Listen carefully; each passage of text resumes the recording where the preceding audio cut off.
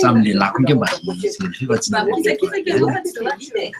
We're not your guys, but if you want to change where you're going to help. It kind of felt like these guys were just sort of ranting. They weren't listening to each other. I mean, they were just sort of talking on top of each other. Right. It was a lot of crosstalk. And I think the question is like, did voters tune out? Right. You're already going to have like historically low numbers of people like viewing this because you had so many people tuning into the blockbuster about Trump and Clinton. But like, did people tune out because there was too much crosstalk? And that's something we'll see. Obviously, But the people tune into the vice presidential debate because of substance. I mean, Lignes copiées, non? C'est des lignes qui ont copiées. Qui a les amis de mon TV à ton. Oh my gosh, this Trump guy just at the top. Then after watching Mike Pence, they go, oh my God, at least his number two is in control. Okay, well, you talked about he obviously has a good communication style on radio. So he's got the style down. And to that point, it took him about 27 minutes, I think. Setiap bang.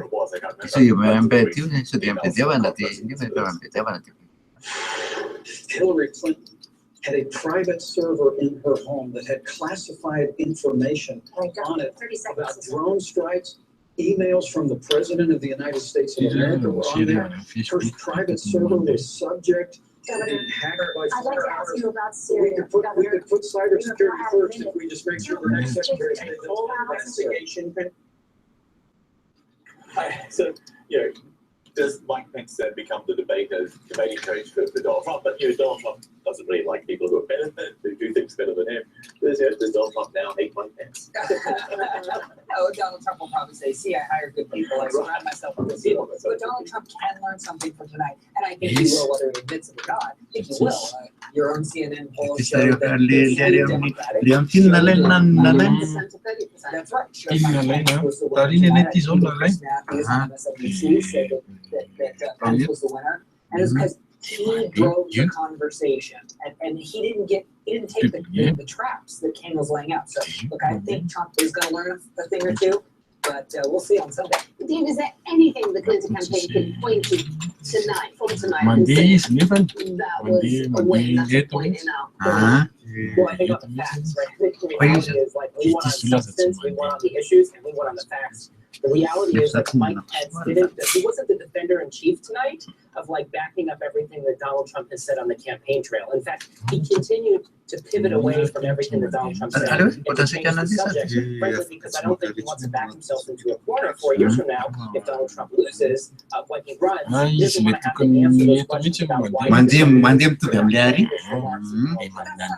secret sauce of this election if you're Donald Trump is not talking about Donald Trump. It's saying if you want change, Donald Trump is the answer. That is what Donald Trump said. It should be all about wanting change.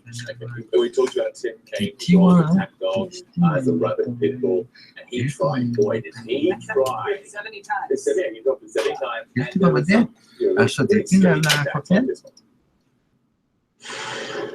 Ronald Reagan said something really interesting about nuclear proliferation back in the 1980s.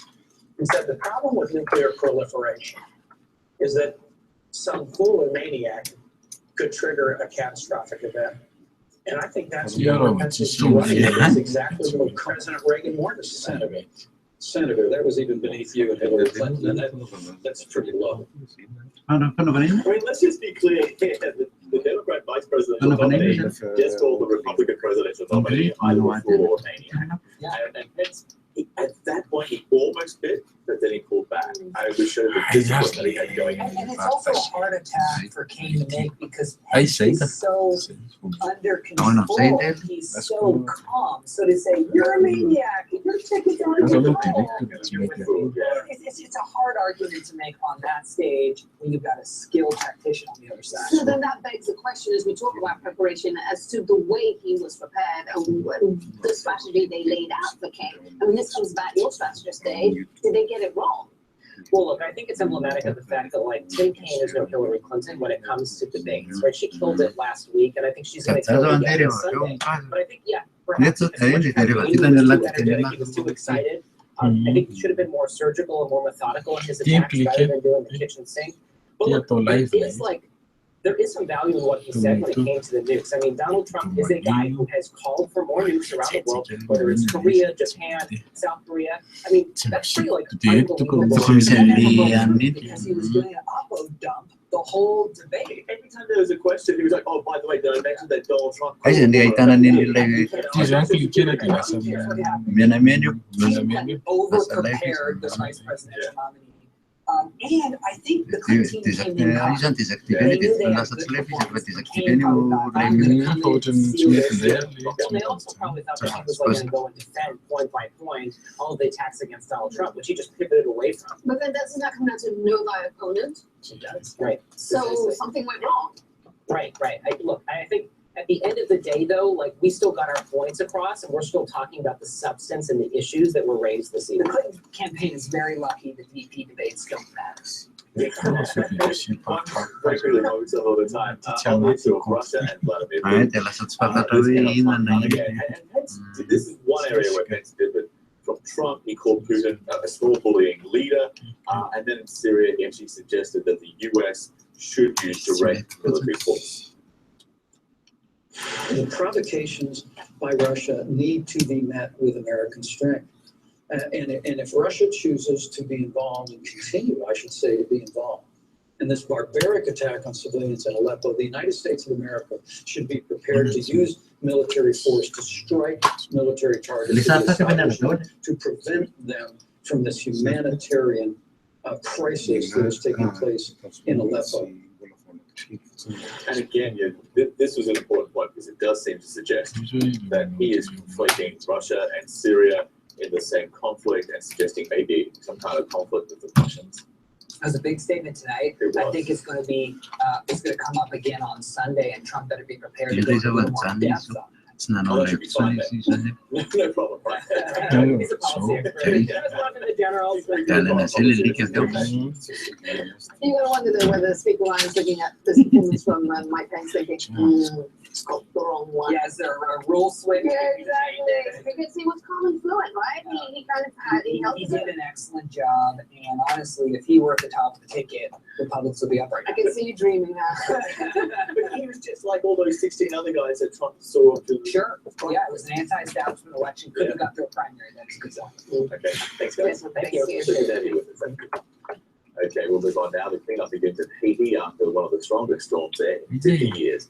Hurricane Matthew smashed into the Tisang island likar early ba on siya? Tuesday with extreme winds and torrential rain. Officials say mudslides and flash floods are That is likely. spooky. Haiti is still It's, struggling to recover from a deadly earthquake that struck in 2010. Cuba is getting the brunt of the storm right now. The hurricane made its second landfall there just a few hours ago. Forecasters say the island can get up to 50 centimeters of rain. The storm is also threatening the U.S. East Coast. Let's check in with meteorologist Pedram Jeremiah at the CNN Weather Center. So Pedram, the storm, where is it right now, and how much longer will it stay at what, a category 4?